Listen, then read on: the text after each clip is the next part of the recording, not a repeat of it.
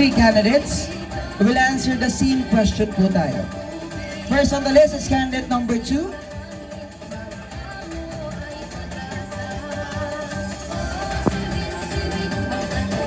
Mga kuya ba kayo ni Rahel? Kuya ba? Mga kuya pala eh. Todo cheer yun. Our little miss, candidate number 2.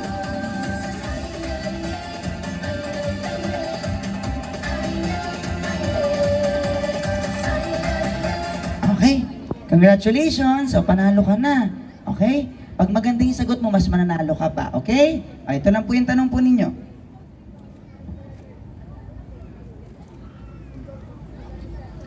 Kung ikaw ang magiging Miss Little Sibit-Sibit 2026 at maraming bata ang nakatingin sa iyo, anong mabubuting bagay ang gagawin mo para tularan kanila?